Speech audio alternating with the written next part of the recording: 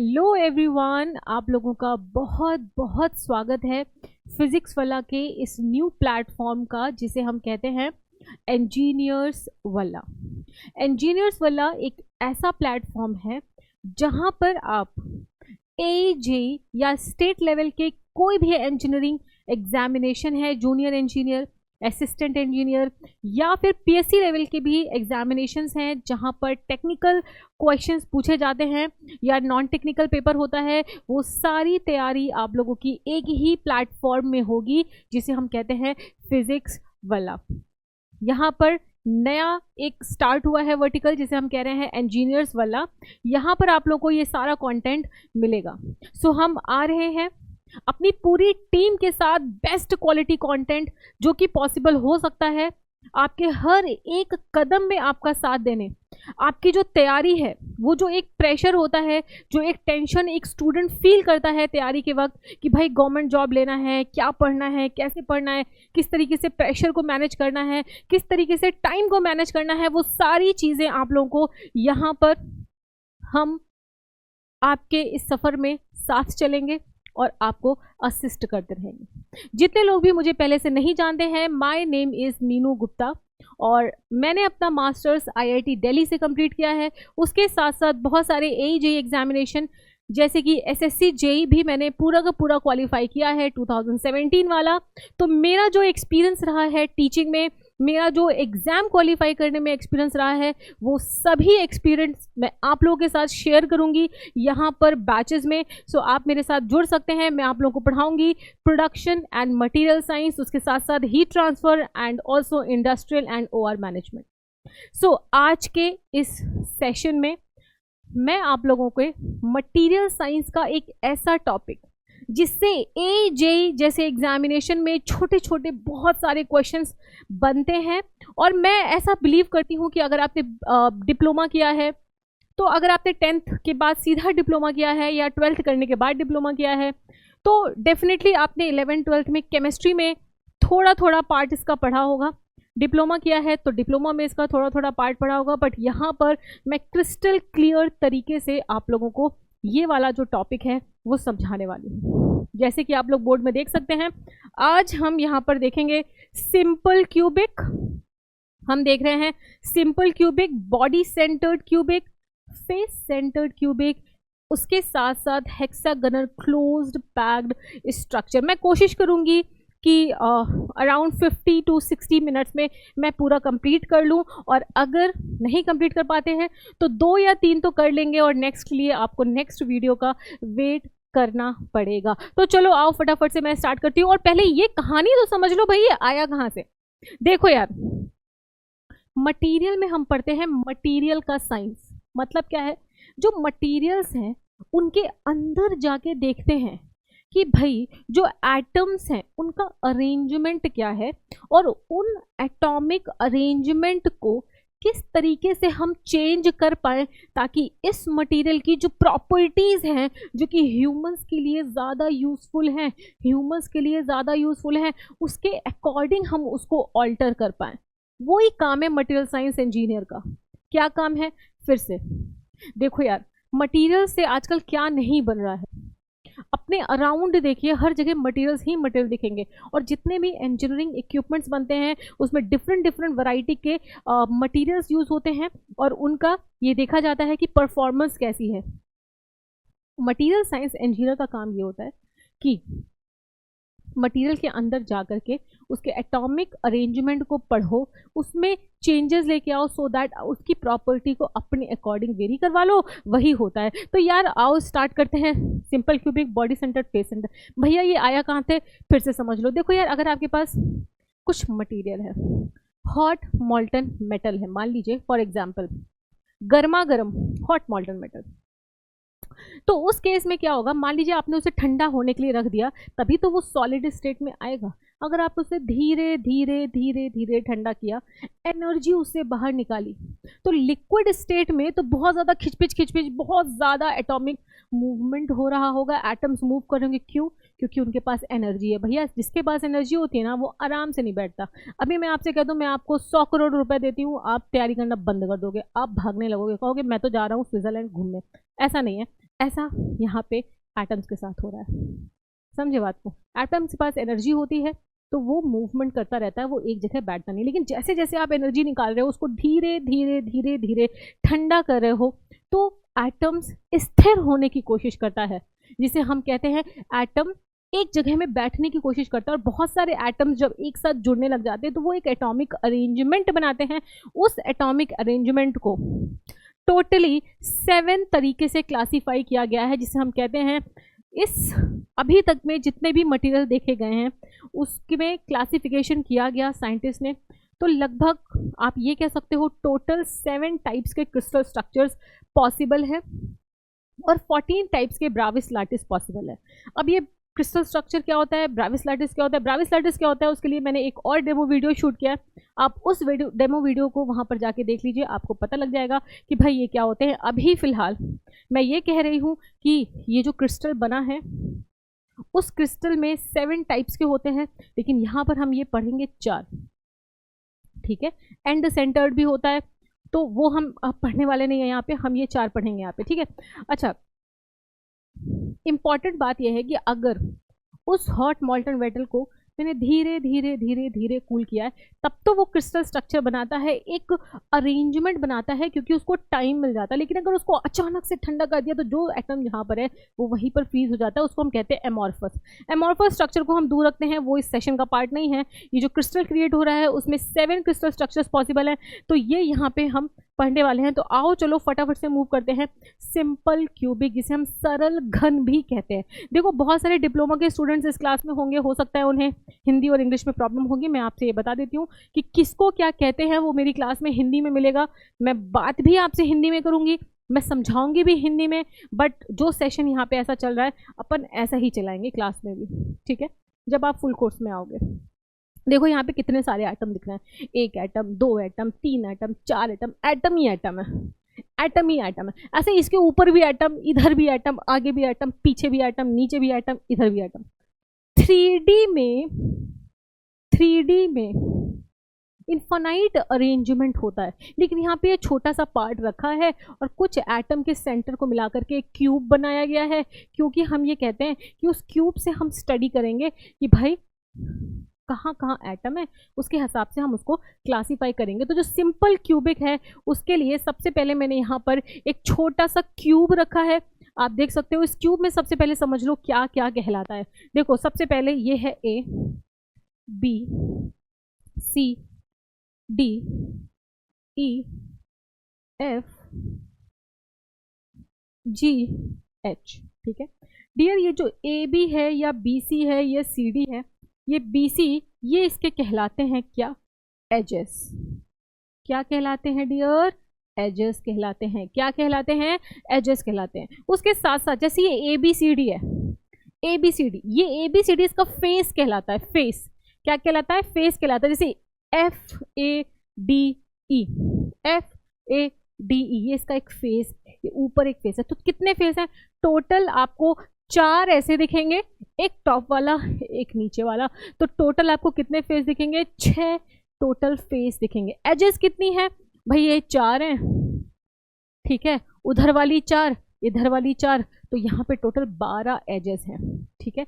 ये इसके कॉर्नर्स कहलाता है। क्या कहलाता है डियर, ये कॉर्नर्स कहलाता है, ठीक है, कॉर्नर। अब देखो 2 डायगोनल पॉसिबल हैं यहाँ पे, 2 डायगोनल। अगर मैं फेस के 2 अपोजिट एंड को जोड़ दूं जैसे ये, तो ये इसका कहलाता है क्या, फेस डायगोनल, ठीक है, कहलाता है फेस डायगोनल। अगर डियर इस क्यूब के इन दोनों को मैं ऐड कर दूं, या आप ये कहो इन दोनों को मैं जोड़ूं, मतलब अगर मैं F से C को जोड़ूं, तो ये जो डियर डायगोनल आपको दिख रही है, this is known as what, this is known as body diagonal. ये थोड़े थोड़े से टर्म्स हैं जो मैं आपको समझा रही हूँ, क्योंकि इन्हीं टर्म्स का आगे यूज़ आएगा, इन्हीं टर्म्स में मैं बोलूँगी कभी आपको बॉडी डायगोनल, तो आप समझ जाओगे कि वो बॉडी से क्रॉस होता हुआ, ठीक है। तो अगर फेस का जो अपोजिट एंड है उसे अगर मैंने ऐड किया है तो वो कहलाता है आपका फेस डायगोनल। ठीक है, कॉर्नर्स हो गए। अच्छा देखो, जैसे ये ऊपर वाला फेस है, ये है आपके फेस का सेंटर, ये है आपके फेस का सेंटर। ये पूरे क्यूब का भी एक कहीं पे सेंटर होगा, उसको हम कहते हैं बॉडी सेंटर। ये कहला लो आप, कलर चेंज कर लेते हैं भाई, कलर चेंज कर लेते हैं भाई, इसको कह लो आप फेस सेंटर। ये है आपका फेस का सेंटर, है ना, थोपड़े का सेंटर। फेस को हिंदी में क्या कहते हैं? थोपड़ा, लेकिन यहाँ पे उसकी बात नहीं कर रहे हैं अपन, अपन फेस ऐसा गंदी बात नहीं बोलेंगे। ये आपका बॉडी का सेंटर क्या है? ये है आपका बॉडी का सेंटर। तो आगे जो बातें होंगी ना, ये इसी में ही होंगी। ठीक है, आगे जो बातें होंगी वो इसी में ही होंगी। चलो फटाफट से आगे बढ़ जाते हैं। ये यहाँ पे कुछ बना हुआ है, इस पे ध्यान नहीं देना, इस पे ध्यान दो। ये मैंने खुद से बनाया है, देखो खुद से बनाया है। क्यूब दिख रहा है, एक बड़ा क्यूब दिख रहा है। अरे दिख रहा है कि नहीं दिख रहा है? हाँ बोलो, हाँ हाँ दिख रहा है। एक बड़ा क्यूब दिख रहा होगा, उस बड़े क्यूब के अंदर छोटे छोटे 4 क्यूब ऊपर, 4 क्यूब नीचे। 1 2 3 4 5 6 7 8, 4 क्यूब ऊपर, 4 क्यूब नीचे। एक बड़े क्यूब को मैंने छोटे छोटे 4 क्यूब में 4 क्यूब ऊपर, 4 क्यूब नीचे, 8 क्यूब में यहाँ पे डिवाइड किया है। ठीक है, अब जो सिंपल क्यूबिक स्ट्रक्चर है डियर, वो सबसे ज्यादा सिंपल होता है। जो सिंपल क्यूबिक स्ट्रक्चर है ना, वो सबसे ज्यादा सिंपल होता है। वो सबसे ज्यादा सिंपल होता है कैसे? आओ यहाँ पर मैं एक पेज ऐड कर रही हूँ। वैसे तो देखो सारे फिगर्स मैंने ऑलरेडी ऐड कर रखे हैं, बट फिर भी मैं यहाँ पर बनाना चाहती हूँ। क्यों? क्योंकि अच्छा लगता है, बनाने में अच्छा लगता है, इसलिए बनाएंगे। देखो एक क्यूब है यहाँ पे, ठीक है भैया, देख लो फिर ना कहना। एक क्यूब बना रही हूँ मैं यहाँ पे। You can also make this cube in your copy. ठीक है, इस क्यूब के हर एक कॉर्नर में एक एक एटम रहेगा। कॉर्नर्स दिख रहे हैं ना, 8 कॉर्नर, 1 2 3 4 5 6 7 8। हर एक कॉर्नर पर एक एक एटम रहेगा, एक एक एटम रहेगा। तो फिर यह कहलाएगा आपका सिंपल क्यूबिक। क्या कहलाएगा? Simple cubic. क्या कहलाएगा? सिंपल क्यूबिक कहलाएगा आपका सिंपल क्यूबिक। सिंपल क्यूबिक में डियर हर एक कॉर्नर में एक एक एटम बैठा होता है। एंड डियर एटम जो है वो अलोंग दी एज, समझे बात को? अलोंग दी एज एटम जो है आपका अलोंग दी एज टचिंग करता है। यहाँ पे टचिंग दिखाई है मैंने, बाकी नहीं दिखाई है, बट आप ये समझ जाओ कि अलोंग दी एज टचिंग करता है आपका, अलोंग दी एज टचिंग करता है। हर एक कॉर्नर में एक एक एटम चिपका दिया है मैंने। और यहाँ पे देखो ये जो एटम है टच करते हैं आपस में। क्या करते हैं? टच करते हैं आपस में अलोंग दी कॉर्नर। इसे हम कहते हैं सिंपल क्यूबिक स्ट्रक्चर। क्या बोलते हैं भैया? Simple cubic structure. ठीक है डियर, ये जो कॉर्नर वाला एटम है ना भाई, ये जो कॉर्नर वाला एटम है ना, ये अपना 1/8 कंट्रीब्यूशन देता है इस क्यूब में। कितना कंट्रीब्यूशन देता है? 1/8। कैसे समझेंगे, कैसे समझेंगे वो समझाने के लिए मेरे पास फुल फिगर्स है। देखो यार, देखो यार, ये जो बीच में एटम है वो कितने एटम का पार्ट है? बहुत लोगों को ये फील ही नहीं होता, इसलिए मैंने ये फिगर्स ऐड किए हैं। बहुत लोगों को फील ही नहीं होता। अब इस फिगर को, ये वाले फिगर को देख करके मुझे बताओ कि भैया ये बीच में जो एटम दिख रहा है ना फ्रोजी कलर का, इतना प्यारा सा, सुंदर सा, राज दुलारा सा एटम, वो कितने क्यूब का पार्ट है? भैया जी 4 ऊपर और 4 नीचे, 4 ऊपर और 4 नीचे के क्यूब का पार्ट है। 8 क्यूब का पार्ट है। तो एक क्यूब में कितना कंट्रीब्यूशन देगा? 1/8 कंट्रीब्यूशन देगा। जब भी एटम आपका कॉर्नर में होता है तो 1/8 कंट्रीब्यूशन देता है आपके एक क्यूब में। आपके एक क्यूब में 1/8 कंट्रीब्यूशन देता है। अच्छा, यहाँ पे देखो ये एक फेस है ना, फेस। इस फेस में ये जो एटम रखा हुआ है वो एक में कितना कंट्रीब्यूशन देता है भैया? हाफ का कंट्रीब्यूशन देता है, हाफ का कंट्रीब्यूशन देता है। और ये एक क्यूब में कितना कंट्रीब्यूशन देगा? 1/8 का कंट्रीब्यूशन देगा। कितने का कंट्रीब्यूशन देगा? 1/8 का कंट्रीब्यूशन देगा। आओ चलो यहाँ पर देखो, ये 1/8 का, अगर 1/8 का कंट्रीब्यूशन दे रहा है तो कितने नंबर ऑफ एटम्स हो जाएंगे इसमें, वो जरूरी है। देखो इसकी प्रॉपर्टीज को हम धीरे धीरे पढ़ना शुरू करेंगे। भाई इसमें क्या क्या चीजें हैं, कितने नंबर ऑफ इफेक्टिव एटम है। इफेक्टिव एटम का मतलब इस क्यूब के अंदर कितना एटम है, इस क्यूब का पार्ट कितने एटम है। एक एटम 1/8 कंट्रीब्यूशन दे रहा है dear. 1 atom is giving you 1/8 contribution, therefore total number of atom। देखो सब चीजें आगे लिखी हुई हैं, ये जो नोट्स हैं ये आपको मिल जाएंगे, सब कुछ लिखा हुआ है।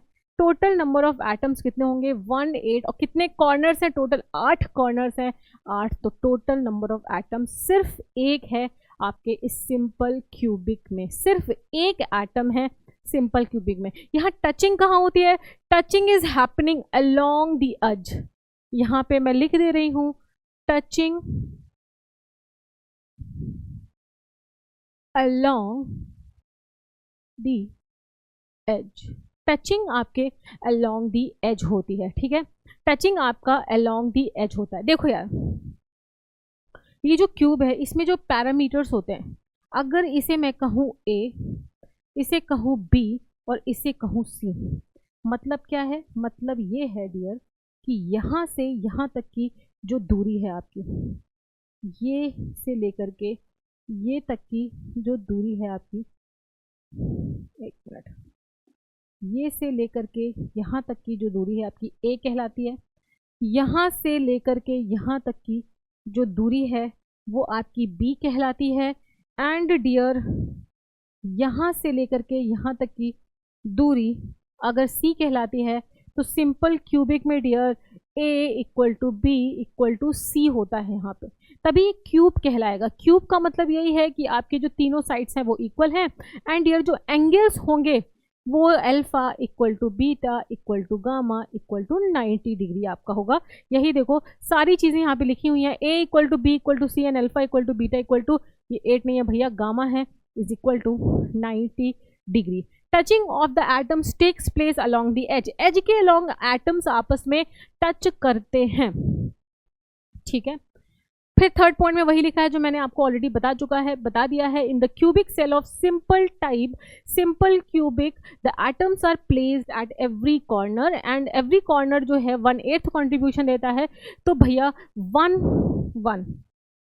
1 नंबर ऑफ इफेक्टिव एटम होता है सिंपल क्यूबिक में।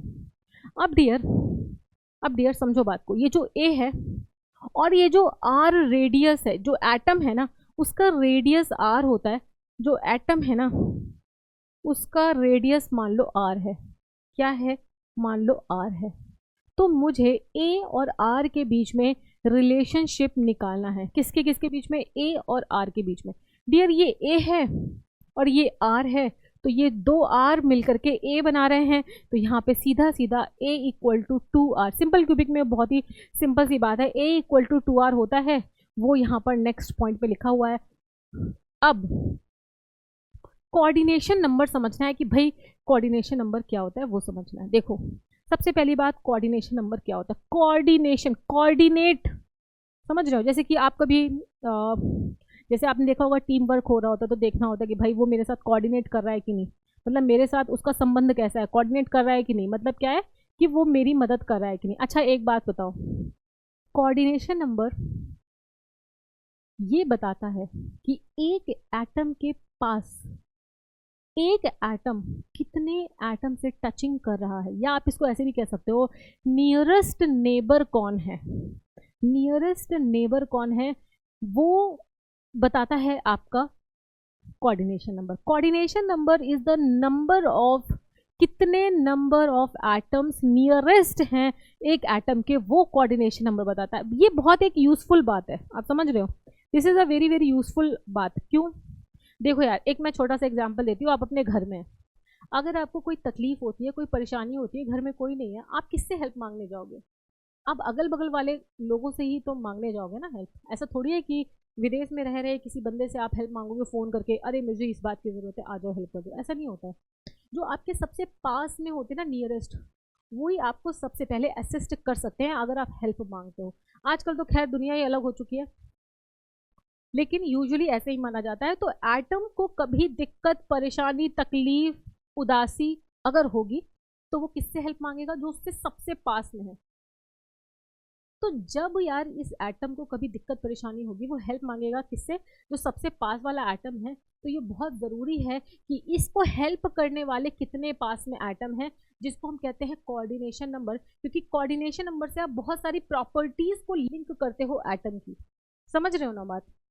कोऑर्डिनेशन नंबर एक ऐसा नंबर है जो बहुत सारी प्रॉपर्टीज को लिंक करता है। क्यों? क्योंकि वो नियरेस्ट टचिंग एटम्स होते हैं, जो कि सबसे पहले अगर कोई दुख परेशानी का समय आता है एटम के पास, वो आते हैं हेल्प करने। इसीलिए आगे जब आप मटेरियल साइंस पढ़ोगे, कोऑर्डिनेशन नंबर का बहुत बड़ा रोल है स्टिफनेस में, बहुत बड़ा रोल है बहुत सारी चीज़ों में, मैं आपको समझाऊंगी। तो कोऑर्डिनेशन नंबर समझना ज़रूरी है। कोऑर्डिनेशन नंबर समझने के लिए आओ चलो, एक ये एटम है मान लो बीच में,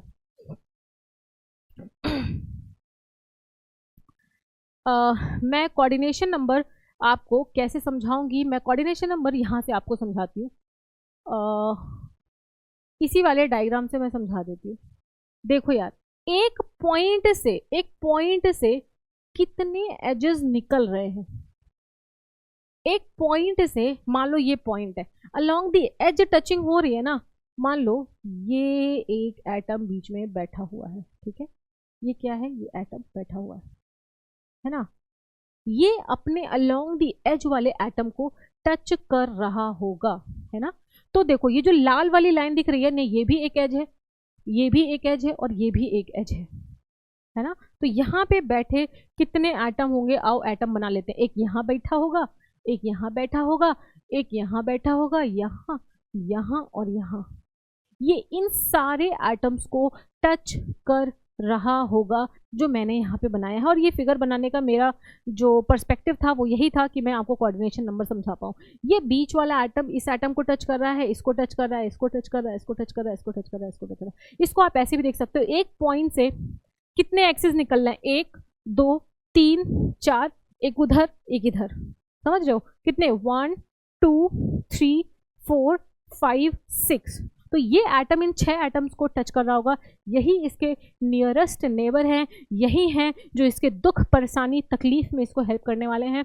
देयरफॉर सिंपल क्यूबिक में जो कोऑर्डिनेशन नंबर है वो होता है आपका 6 होता है कोऑर्डिनेशन नंबर। क्या होता है? 6 होता है आपका कोऑर्डिनेशन नंबर। ये सारी पॉइंट्स यहाँ पे लिखी हुई हैं। कितना होता है? 6 होता है भैया कोऑर्डिनेशन नंबर। ठीक है, अब आगे बढ़ते हैं। देखो नेक्स्ट टॉपिक जो हम डिस्कस करने जा रहे हैं वो है एटॉमिक पैकिंग फैक्टर, जिसे हिंदी में कहा जाता है परमाणु पैकिंग कारक। परमाणु की पैकिंग कारक क्या है? मतलब क्या है? देखो यार, सिंपल सी बात है, एटम कितना कितना क्लोज है। एक क्यूब के अंदर जो स्पेस है, एक क्यूब का अगर एज ए है तो उसका वॉल्यूम कितना होगा? ए क्यूब होगा। तो एक क्यूब वॉल्यूम में कितना स्पेस एटम्स ने कवर कर रखा है, वो भी बहुत सारी प्रॉपर्टीज को डिफाइन करता है। आगे चल के मटेरियल साइंस में मैं आपको समझाऊंगी कौन कौन सी प्रॉपर्टीज हैं जो इस बात पे डिपेंड करती है कि एटम कितना ज्यादा अच्छे से पैक्ड है। समझ रहे हो बात को? कितना अच्छे से पैक्ड है मतलब कितने अच्छे से उसने जो क्यूब है उसके अंदर कितना स्पेस को कवर कर रखा है। बहुत सारी प्रॉपर्टीज इस बात पे डिपेंड करती हैं। तो एटॉमिक पैकिंग फैक्टर एक ऐसा फैक्टर है जो आपको सिर्फ ये बताता है कि एक क्यूब के अंदर कितना परसेंटेज वॉल्यूम एटम ने कवर कर रखा है, उसको हम कहते हैं एटॉमिक पैकिंग फैक्टर या परमाणु पैकिंग कारक। हिंदी में परमाणु पैकिंग कारक कहा जाता है इसे। तो एबीएफ को डिफाइन करने के लिए फॉर्मूला देखो, volume of the total atoms occupied in a cell. एक सेल के अंदर एटम्स ने कितना वॉल्यूम ऑक्युपाई कर रखा है, divide by total volume of the cell, जो सेल का टोटल वॉल्यूम है। आओ चलो देखो, सिंपल सी बात है यार, सिंपल सी बात है, आपको समझ में आ रही होगी। देखो यार, एक जो परमाणु है जिसे हम एटम कहते हैं, उसका वॉल्यूम क्या होगा? अगर आर उसका रेडियस है तो आप सिंपल से कह सकते हो 4/3 pi are cube. And simple cube के अंदर कितना टोटल नंबर ऑफ एटम है, एक नंबर, वन इफेक्टिव, तो इसको एक ही एटम है, वन डिवाइड बाई वॉल्यूम कितना है, ए क्यूब। अब डियर यार इसको परसेंटेज में निकालना है, तो ए इक्वल टू 2r आपको पता था, ए की जगह आप डालो वैल्यूज 4/3। वैसे देखो यहाँ पे सारा सब कुछ किया ही हुआ है इन लोगों ने, बट इट्स ऑल राइट, मैं यहाँ पे फिर भी थोड़ी बहुत चीज़ें लिखना पसंद करूंगी।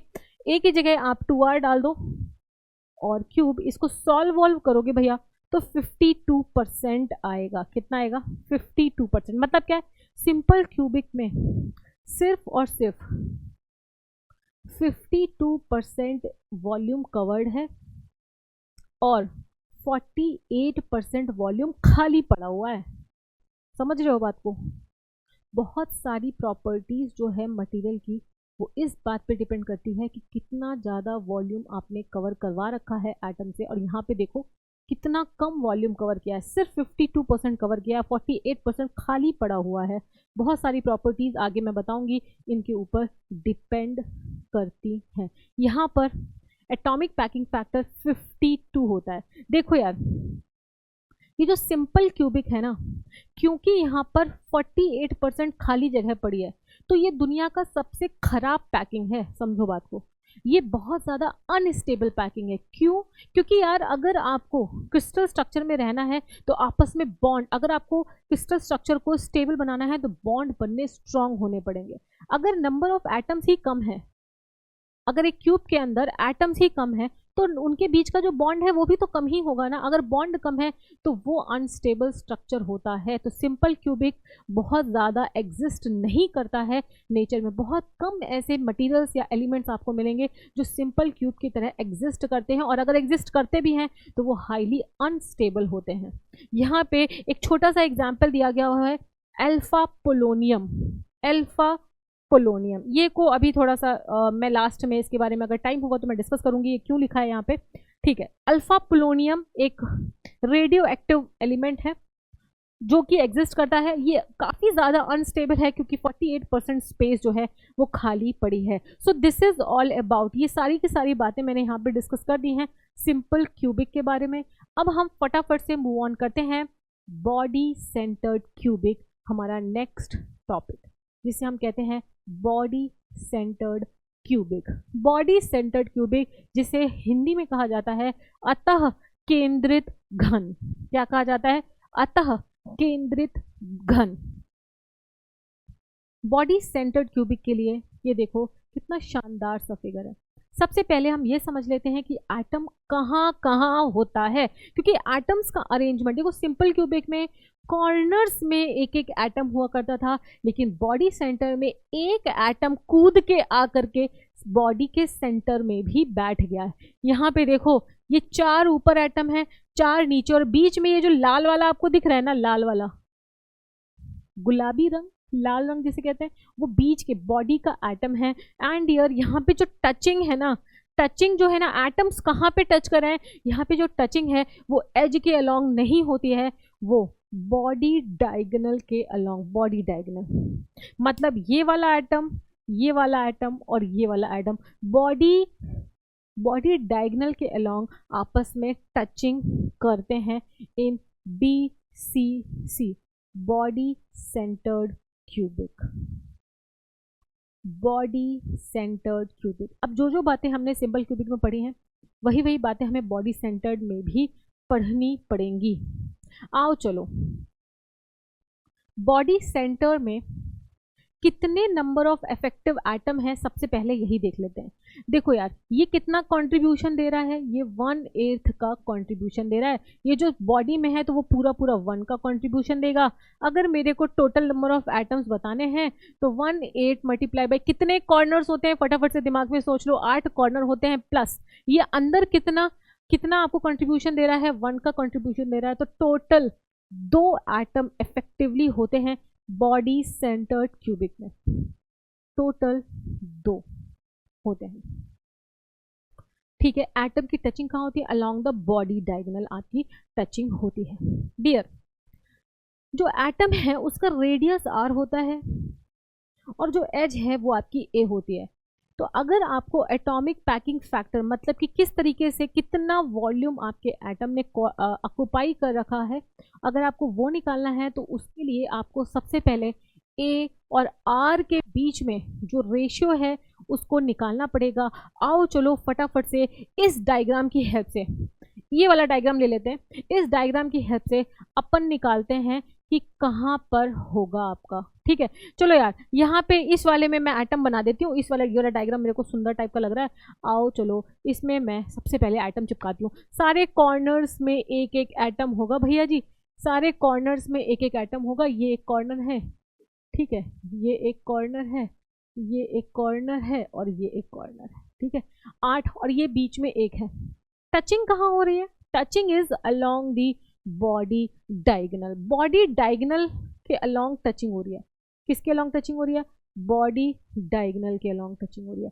किसके अलोंग टचिंग हो रही है? बॉडी डायगोनल के अलोंग टचिंग हो रही है। तो सबसे पहले मैं length of the body diagonal निकाल लेती हूँ। ठीक है, मैं length of the body diagonal निकाल लेती हूँ। ये देखो, इससे मैंने इसको चिपकाया। ठीक है, एक मिनट। ठीक है, इससे मैंने इसको लगाया। अरे भैया रुक जाओ थोड़ा। ठीक है, और ये है आपका एक फेस डायगोनल और ये है आपकी एक एज। दिख रहा है आपको? ये ट्राइंगल दिख रहा है जो मैंने बनाया है। आई होप दैट ये ट्राइंगल आपको बहुत बहुत विजिबली दिख रहा है। यार डिजिटल बोर्ड का यही फायदा होता है कि इस तरह के फिगर्स काफ़ी ज़्यादा अट्रैक्टिव दिखते हैं। चलो आओ देखो, देखो भाई, देखो देखो, आ जाओ भाई आ जाओ। चलो येलो कलर लेते हैं। ये आपका, ये अगर मैं ये वाला जो ट्राइंगल है ये आपका कितना होता है? देखो ये आपका ए है और यह भी ए है। तो अगर ये ए है, ये ए है, तो पाइथागोरस से आप इसको क्या कह सकते हो?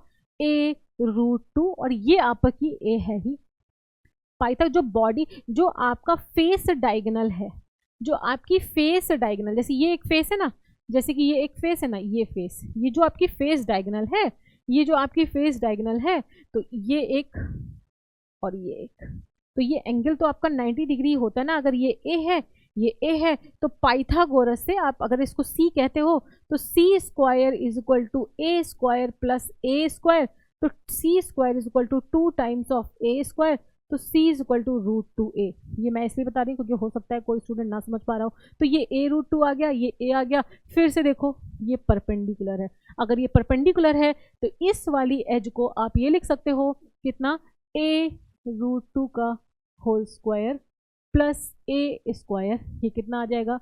a√3। तो ये जो आपकी बॉडी डायगोनल है उसकी लेंथ कितनी आ गई भैया? a√3। और यहाँ पे अलोंग दी बॉडी टचिंग हो रही है, अलोंग दी बॉडी टचिंग हो रही है। दो इस फिगर में नहीं दिख रहा है। आओ चलो एक मैं यहाँ पर फिगर बनाती हूँ और इस फिगर से आपको क्लैरिफाई कर देती हूँ कि भाई क्या हो रहा होगा। देखो कुछ ऐसा हो रहा होगा। देखो भाई देखो, एक काम करती हूँ मैं, ये देखो ये ज़्यादा बड़ा हो गया भैया।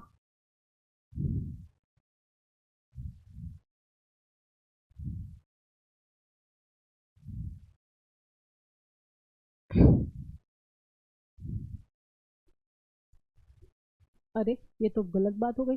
चलो ठीक है, कोई बात नहीं है,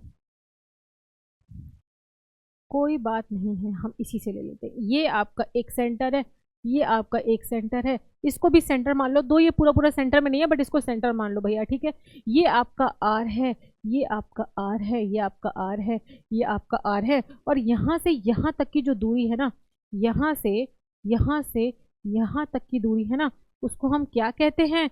वो a√3 है। इसको इक्वेट करोगे, a√3 is equal to 4r होगा। तो a by r is equal to 4/√3 होगा। और ये आपका रिलेशनशिप है a to r रिलेशनशिप। इसको कहते हैं a to r रिलेशनशिप, इसको कहते हैं a to r रिलेशनशिप। ठीक है, आओ चलो कोऑर्डिनेशन नंबर पहले समझ लेते हैं, उसके बाद सारी बातें होंगी। ठीक है, कोऑर्डिनेशन नंबर समझ लेते हैं, उसके बाद सारी बातें होंगी। कोऑर्डिनेशन नंबर समझने के लिए आप इस वाले फिगर में आ जाओ। ठीक है। कोऑर्डिनेशन नंबर मैंने क्या समझाया था, कोऑर्डिनेशन नंबर होता है आपका जो सबसे ज़्यादा नियरेस्ट टचिंग कर रहा होगा वो आपका कोऑर्डिनेशन नंबर होता है। और यहाँ पर जो टचिंग है अलोंग द बॉडी, जो बॉडी की डायगोनल है उसके अलोंग टचिंग है। यार देखो ये एक बीच में सेंटर में एक एटम बैठा है ना, तो अगर मैं ऊपर के 4 क्यूब हैं, अगर मैं ऊपर के 4 क्यूब की बात करूं तो ये 4 जो क्यूब है ना, ये 4 जो क्यूब है ना वो कितने बॉडी सेंटर और बॉडी डायगोनल होंगे। एक देखो ये होगा, ठीक है, एक वो पीछे वाला होगा। बॉडी डायगोनल मैं बना रही हूं और कुछ भी नहीं बना रही। एक क्या बन गया भाई, एक मिनट रुको, ठीक है। एक आपका ये हो गया और एक ये हो गया, समझो बात को। ये मैंने 4 डायगोनल बनाए हैं। इसी तरीके से नीचे भी 4 डायगोनल होंगे। आओ चलो देखो बनाते हैं। एक ये होगा इस वाले में, ठीक है, एक इस वाले में होगा, ठीक है, एक इस वाले में होगा और एक इस वाले में होगा जो यहाँ पे होगा। देखो 4 एक पॉइंट से जो ऊपर 4 क्यूब हैं, चारों क्यूब की एक एक बॉडी डायगोनल और जो नीचे 4 क्यूब हैं उनकी भी एक एक बॉडी डायगोनल, और हर बॉडी डायगोनल के अलोंग टचिंग हो रही होगी। तो ये एक एटम जो है इस बॉडी डायगोनल के अलोंग भी टचिंग कर रहा होगा, इस बॉडी डायगोनल के अलोंग भी टचिंग, यहाँ भी टचिंग, यहाँ भी टचिंग, नीचे नीचे। तो भैया गिन लो, अगर गिनती आ रही हो तो number 1 body diagonal, number 2, number 3, number 4, number 5, number 6, number 7, number 8। एक पॉइंट से 1 2 3 4, एक पॉइंट से 1 2 3 4, 4 नीचे 4 ऊपर, टोटल 8 बॉडी डायगोनल है एंड बॉडी डायगोनल के अलोंग ही टचिंग हो रही है। तो इसका कोऑर्डिनेशन नंबर है 8 है इसका कोऑर्डिनेशन नंबर। अच्छा एक बात याद करो, सिंपल क्यूबिक में कोऑर्डिनेशन नंबर क्या था, 6। यहाँ पे कोऑर्डिनेशन नंबर क्या है, 8। अगर दुख की घड़ी आती है किसी भी एटम में, एक किसी भी एटम के ऊपर कोई दुख होता है या परेशानी होती है, तो अगर वो सिंपल क्यूबिक का पार्ट है तो उसको सिर्फ 6 लोग आएंगे हेल्प करने के लिए। और वही एटम अगर बीसीसी है, बॉडी सेंटर्ड क्यूबिक है, तो 8 लोग आएंगे उसकी हेल्प करने के लिए। तो ज़्यादा लोग हेल्प करने के लिए आएंगे ना तो वो ज़्यादा बेहतर सिस्टम बनाएगा।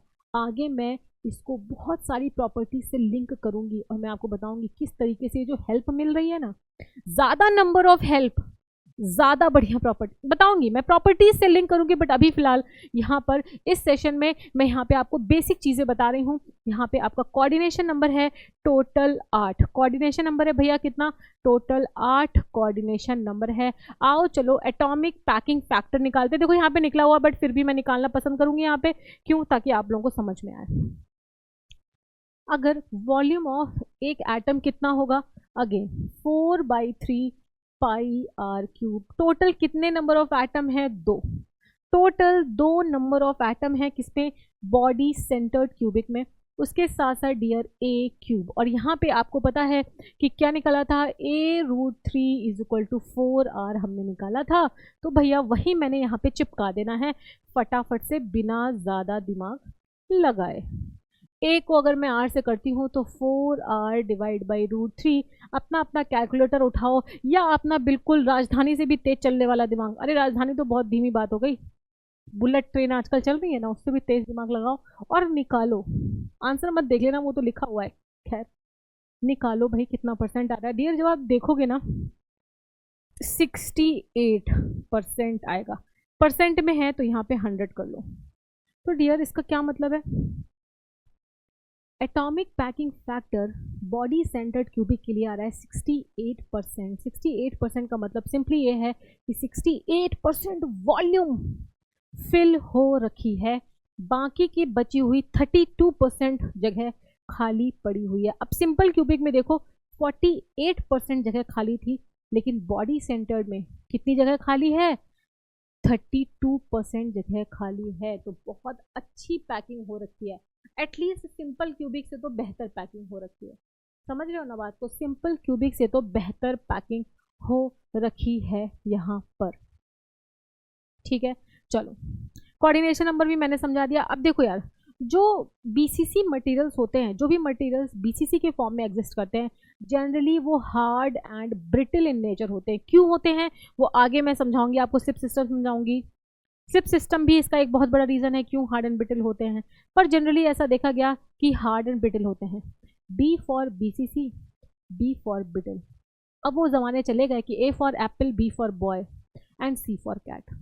अब क्या ज़माना है, ए से अल्फा और बी से बीटा नहीं, बी से बीसीसी और बी से आपका ब्रिटल। याद रखना ब्रिटल, ब्रिटल क्या होता है, अगर थोड़ा सा उसमें फोर्स लगा तो टूट सकता है सिस्टम, उस पर ईल्डिंग नहीं होती। ईल्डिंग क्या होती है वो स्ट्रेंथ ऑफ मटेरियल में आप पढ़ोगे, मैं भी यहाँ पे पढ़ाऊंगी बट आगे पढ़ाऊंगी। मैं बहुत ही कम वर्ड्स में बहुत सारे चीज़ें आपको समझा देना चाहती हूँ।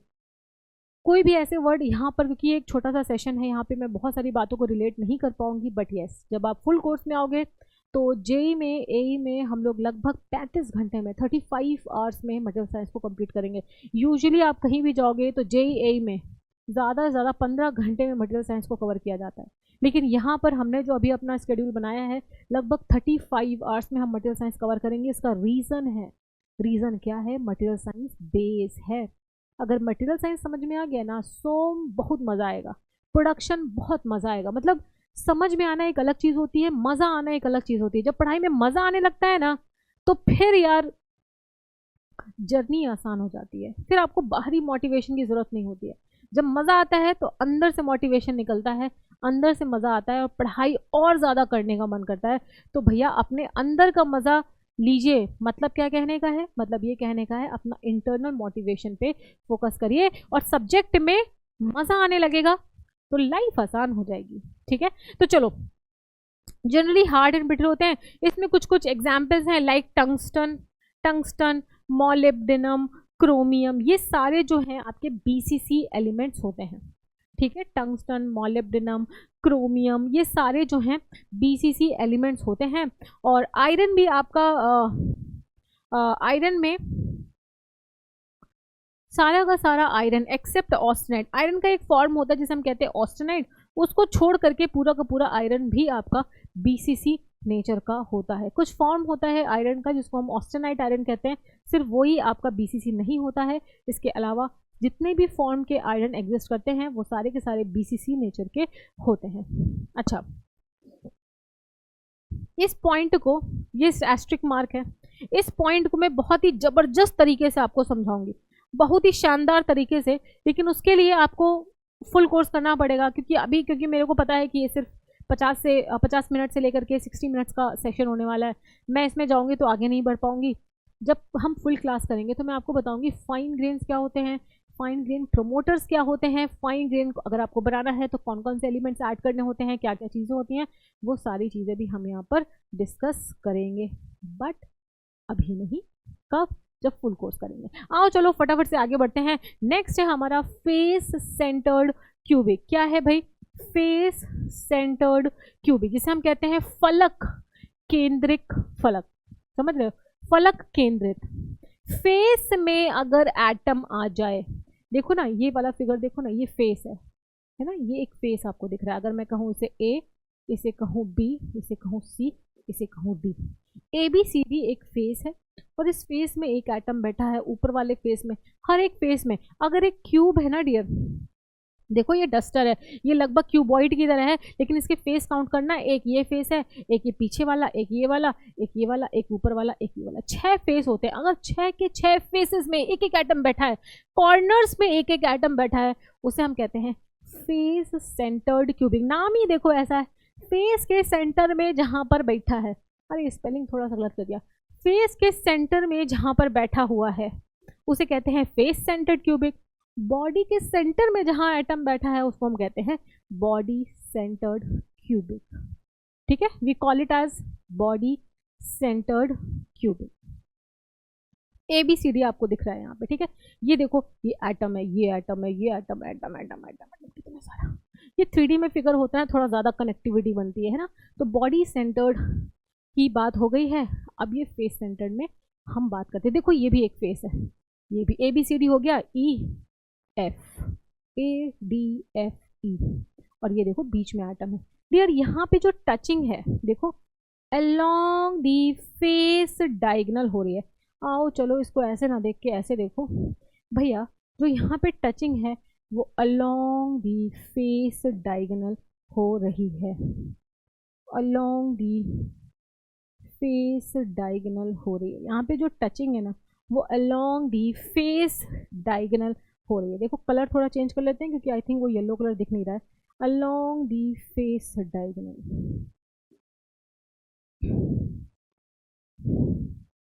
जो टचिंग है फेस डायगोनल के अलोंग हो रही है। अगर फेस डायगोनल के अलोंग हो रही है तो ये ए है, ये ए है, तो फेस डायगोनल का डिस्टेंस होता है क्या, a√2। ये है r, ये है r, ये है r, ये है r, तो सीधा सीधा आप 4r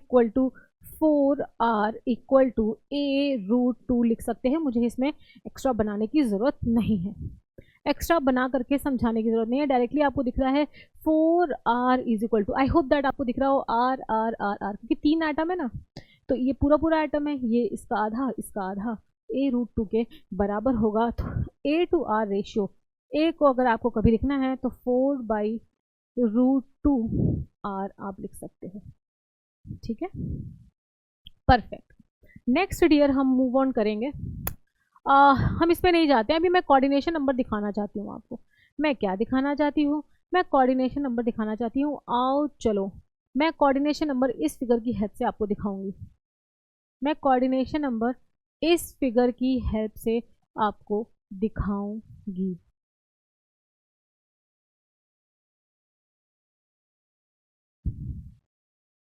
ठीक है, आ जाओ।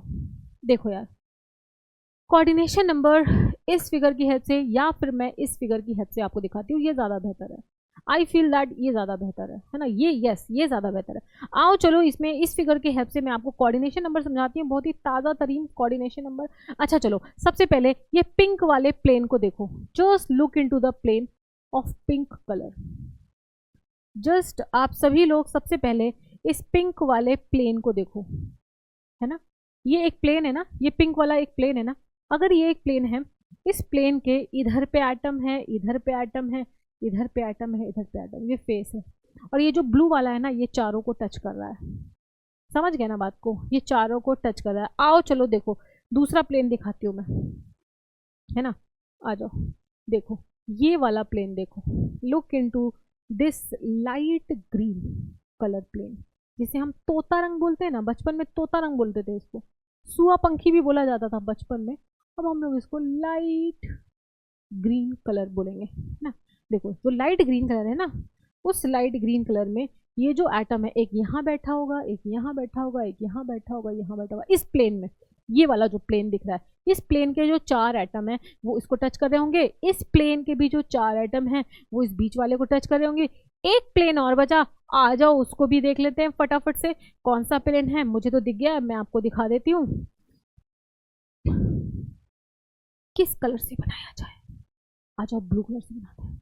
देखो भाई ये वाला प्लेन, देखो भाई ये वाला प्लेन, ये ब्लू कलर का प्लेन।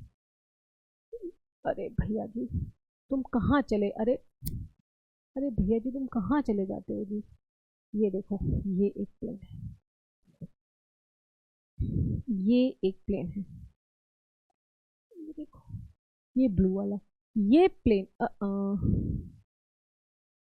ये प्लेन, ये वाला, एक ये प्लेन है, एक ये प्लेन है, और एक ये प्लेन है। फिर से मैं बताती हूँ, एक ये प्लेन है ब्लू कलर का, है ना, एक ये प्लेन है ब्लू कलर का, एक ये प्लेन है पिंक कलर का, पिंक कलर का, एक ये प्लेन है लाइट ग्रीन कलर का। ये 3 प्लेन आपको दिख रहे हैं। इसमें भैया जी भाई यहाँ पर भी एक एटम है, एक एटम यहाँ है, एक एटम यहाँ है, एक एटम, तो मतलब ब्लू वाले प्लेन में, ब्लू वाले प्लेन में बैठे 4 एटम इस बीच वाले एटम को टच कर रहे हैं, ग्रीन वाले प्लेन में बैठे 4 एटम इसको टच कर रहे हैं, और ये हॉरिजॉन्टल वाला जो पिंक पिंक कलर का प्लेन दिख रहा है वो भी टच कर रहे हैं। आप गिन सकते हो कितना, 3 प्लेन हैं। मैं फिर से रिपीट करती हूँ, एक ये देखो और इमेजिन करो, अपनी इमेजिनेशन पावर बढ़ाओ, देखो और इमेजिन करो, एक ये प्लेन है, एक ये प्लेन है, और एक ये प्लेन है। फिर से एक ये प्लेन है जो मैंने यहाँ पे पिंक कलर से बना रखा है, एक ये प्लेन है जो मैंने यहाँ पे ग्रीन कलर से बना रखा है, ग्रीन कलर से, एक ये प्लेन है जो मैंने आई थिंक ब्लू कलर से बना रखा है, ब्लू कलर से। समझ गए? ये 3 प्लेन है, 3 प्लेन में 4-4 एटम, टोटल 12 एटम है यहाँ पे जो इस बीच वाले एटम को टच कर रहे हैं। सो डियर, कोऑर्डिनेशन नंबर कितना है? 12। अब कंपेयर करो, सिंपल क्यूबिक में कोऑर्डिनेशन नंबर सिर्फ 6 था, मतलब कि अगर उस एटम को कोई दिक्कत परेशानी आती 6 लोग आएंगे हेल्प करने। बीसीसी में कितना था? बीसीसी में कितना था आपका कोऑर्डिनेशन नंबर? 8, 4 ऊपर 4 नीचे। एंड ईयर आपका एफसीसी है, उसमें है 12, मतलब अगर इस एटम को कोई दिक्कत परेशानी है, ये 12 एटम कहेंगे तो रुको हम आते हैं तुम्हारी मदद के लिए। 12 atom will be there to assist them, 12 atoms will be there to assist them, 12 atoms will be there to assist them, ठीक है? So 12 है इसका coordination number, 12 is the coordination number. Come on, let's move on to the atomic packing factor. Atomic packing factor हर बार की तरह मैं ही निकालती हूँ, क्यों? क्योंकि अच्छा लग रहा है। देखो 4/3 पाई आर क्यूब, एक एटम का कितने नंबर ऑफ एटम है वो तो मैंने आपको बताया नहीं। आओ चलो यहाँ पे बता देती हूँ फटाफट, उसके बाद हम मुड़ते हैं। कितने नंबर ऑफ एटम है? कितने नंबर ऑफ एटम है डियर? ये जो कॉर्नर वाले हैं ये 1/8 का कंट्रीब्यूशन देंगे, ये जो फेस वाले हैं हाफ का कंट्रीब्यूशन देंगे। तो आओ चलो यहाँ पे लिख देती हूँ, कितने कॉर्नर है? 1/8 मल्टीप्लाई बाई 8 कॉर्नर है, प्लस फेस कितने हैं? हाफ कंट्रीब्यूशन है। फेस कितने हैं? 4 यहाँ, एक ऊपर एक नीचे, 6। तो टोटल कितना है? ये 3 1 4, 4 टोटल नंबर ऑफ एटम है, 4 टोटल नंबर ऑफ एटम है। तो यहाँ पे मैं मल्टीप्लाई करूंगी 4 से, डिवाइड बाई ए क्यूब। अब ए टू आर हमने रेशियो निकाला था, तो 4/3 pi are cube multiply by 4 divide by A कितना है आपका? 4/√2 आर का होल क्यूब मल्टीप्लाई बाई 100 से करोगे तो यहाँ पर इसको सॉल्व वॉल्व करना, या अपनी बहुत ही चीता वाली स्पीड में दिमाग को चलाना ना, 74% आएगा। मतलब क्या है? 74% जो जगह है वो एटम्स ने ऑक्यूपाई कर रखा है। कितना खाली है देख लो, कितना खाली, सिर्फ और सिर्फ 74 है ना, तो आपका 26% जगह खाली है। कितनी बढ़िया पैकिंग है। सिंपल क्यूबिक में तो आधी जगह खाली पड़ी हुई थी, फिर बीसीसी में और बढ़िया पैकिंग हुई और इसमें और ज्यादा बढ़िया पैकिंग हुई, ज्यादा से ज्यादा स्पेस ऑक्यूपाइड है एटम से, बहुत ही बढ़िया पैकिंग है, उन सबका रिलेशनशिप बहुत ही बढ़िया हो। देखो एटम जितना क्लोज होंगे ना, उनके बीच का अट्रैक्शन उतना ज्यादा होगा, उतने नंबर ऑफ बॉन्ड होंगे, तो उतना बढ़िया सिस्टम बनाएंगे। आगे चल के मैं बताऊंगी किस तरीके से रिलेट करना है, लेकिन फिलहाल यही है यहाँ पर। एंड ईयर बहुत इंपॉर्टेंट बात, बी से बीसीसी, बी से ब्रिटल, लेकिन जितने भी एलिमेंट्स या मटेरियल एफसीसी होते हैं वो सारे सॉफ्ट मटेरियल्स होते हैं। सॉफ्ट मटेरियल्स कैसे? जैसे कि आपका गोल्ड, अंगुली में अंगूठी पहने हो, कई बार आपने देखा होगा अगर 24 कैरेट की तो खैर ज्वेलरी नहीं बनती है, पर पहले 22 कैरेट की ज्वेलरी बना करती थी। वो ज्वेलरी आप अगर अंगूठी वगैरह पहन लो ना, थोड़ा भी फोर्स लगता था तो उसका शेप खराब हो जाता था। तो इसी वजह से अब देखोगे आप 20 कैरेट की आने लग गई है। तो ये कैरेट वैरेट मैं क्यों डिफाइन कर रही हूँ कि जो आपका गोल्ड है वो एफसीसी है, काफी सॉफ्ट होता है, काफी डक्टाइल होता है, तो उसमें आपको कॉपर को मिक्स करना पड़ता है सो दैट वहां पे उसकी सॉफ्टनेस कम हो पाए, थोड़ा सा इतना स्ट्रेंथ आ पाए कि वो अपने डायमेंशन को मैनेज कर पाए। इसलिए आप देखो आजकल 20 कैरेट की ज्वेलरी बनने लग गई है, गोल्ड औरतें लोग पहनती है ना, देखा होगा आप लोगों ने। अब आजकल तो 18 कैरेट के बनने लग गया, जिसको हम कहते हैं रोज गोल्ड, बढ़िया नाम निकाल दिया। तो गोल्ड हो गया, सिल्वर हो गया, कॉपर हो गया, ब्रास, जितने भी सॉफ्ट एलिमेंट्स आपको दिखेंगे, ब्रास हो गया जैसे, वो सारे के सारे आपके एफसीसी एलिमेंट्स होते हैं। क्या होते हैं? एफसीसी। देखो यहाँ पे gold, silver, silicon, platinum, aluminium, copper, lead, nickel, gallium, ये मैंने एग्जांपल्स आपको दे रखे हैं। आओ यार देखो, ये वीडियो मुझे सिर्फ 1 घंटे का रखना था, फटाफट से एचसीपी में आपको फिर कभी बढ़ाऊंगी या उसका वीडियो फिर कभी डालूंगी नेक्स्ट में, बट यहाँ पे मैंने एफसीसी के लिए भी, एचसीपी के लिए भी सारी चीजें कर रखी थी। ये एक समरी फॉर्म में मैंने यहाँ पे दे रखा है, समरी याद करने में काफी आसानी होती है। देखो क्यूबिक का दे रखा है, बीसीसी, एफसीसी, आप इस समरी को रिमेंबर रख सकते हैं। सारी चीजें मैंने आपको बता दी हैं, एचसीपी फिर कभी बताऊंगी। क्वेश्चंस में मूव ऑन कर जाते हैं, किस टाइप के क्वेश्चंस आते हैं। 2-3 क्वेश्चन घर में करेंगे, बाकी क्वेश्चन मैं आपको स्क्रीन में दूंगी होमवर्क के फॉर्म में, आप कमेंट सेक्शन में मुझे जरूर इसके आंसर्स बताइएगा। देखो, average number of atoms per unit cell in simple cubic structure of solid, CGPSC polytechnic lecturer 2017 में पूछा हुआ क्वेश्चन है, आप समझ सकते हो। आप समझ सकते हो, एसएससी जेई या आरआरबी जेई ऐसे ही क्वेश्चन पूछे जाते हैं। सिंपल क्यूबिक में पूछा है डियर, वीडियो को पॉज कर लेना, जो पढ़ाया है उसको याद करना। देखो, हर कॉर्नर में एक एक एटम होता है, 1/8 कॉन्ट्रीब्यूटर देता है, और 8 कॉर्नर होते हैं, तो टोटल एक है आपका यहाँ पे total number of atoms. So 1 is the right answer. Right, फटाफट से आगे बढ़ते हैं, नेक्स्ट क्वेश्चन को पढ़िए। देखो कितनी जगह आया हुआ है, सीजीपीएससी पॉलिटेक्निक लेक्चरर का क्वेश्चन हुआ था, जेडब्ल्यूएम में, ओपीएससी ए मैकेनिकल में, एचपीपीएससी लेक्चरर, एसएससी जे, हर जगह ऐसे टाइप के क्वेश्चन आते हैं। पढ़ो, the fraction of amount of volume और space occupied by atom in unit cell is termed as, मतलब क्या कह रहा है, कितना फ्रैक्शन जो है एटम ने इस क्यूब में ऑक्यूपाई कर रखा है, उसे हम क्या कहते हैं, अभी अभी पढ़ाया है डियर, उसे कहते हैं ए पार्ट एटॉमिक पैकिंग फैक्टर। क्या बोलते हैं, एटॉमिक पैकिंग फैक्टर। फटाफट से नेक्स्ट क्वेश्चन में मूव ऑन करते हैं। देखो, नागालैंड सीटीएससी 2016 फर्स्ट पेपर में पूछा हुआ क्वेश्चन है, फटाफट से देखो और आंसर दो। Crystal structure of copper is, copper कैसा है, कॉपर अगर आपने देखो बर्तन बनते हैं कॉपर के, घरों में बर्तन होते, लोग कहते हैं ना कि गर्म पानी को रात में कॉपर के बर्तन में रख दो और उसके बाद सुबह पी जाओ। आजकल तो देखो यार, मैं आपको बताऊं, आजकल तो फिल्टर लेने जाओगे ना, वाटर प्यूरिफायर, तो कॉपर और जिंक की कार्ट्रिज लगा दिए हैं, वो उससे मार्केटिंग कर रहे हैं, कह रहे हैं भैया इससे पानी जाता है और बढ़िया पानी बन जाता है, घर में पियो। कॉपर एक तरीके का सॉफ्ट होता है, सॉफ्ट। सॉफ्ट कैसा होता है, उसी से आप आंसर दे सकते हो। सॉफ्ट मटेरियल कैसा होगा, उसी से आंसर दे सकते हो। मैंने बताया है, बॉडी सेंटर्ड आपका ब्रिटल होता है, और फेस सेंटर्ड आपका सॉफ्ट होता है, डक्टाइल होता है, और आंसर है ए पार्ट।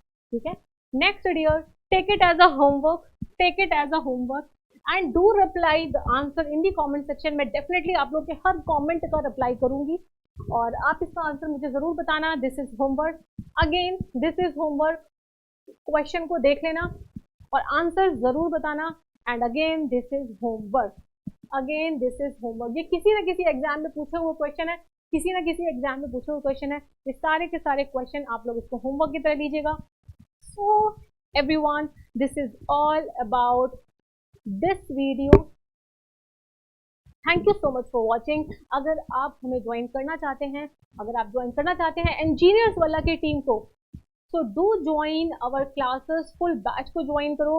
बहुत ही ज़्यादा नॉमिनल कॉस्ट में, जो मार्केट में आपको कहीं नहीं मिलेगा। फिजिक्स वाला का एक्चुअली थीम यही है, इकोनॉमी बहुत ज़्यादा इकोनॉमिकल है, और फैकल्टी यहाँ पर सारी की सारी वही है जो ग्रेड में पढ़ाती थी, तो नॉलेज में कमी आपको नहीं मिलेगी, बस आपको अब वैसी ही तैयारी मिलेगी जो आपको ज़रूरत है आपके एग्जाम के लिए। ठीक है, best quality content, best faculty आपको हमारी टीम में मिलेगी इंजीनियर्स वाला में। Do join our courses. Tata bye bye, take care.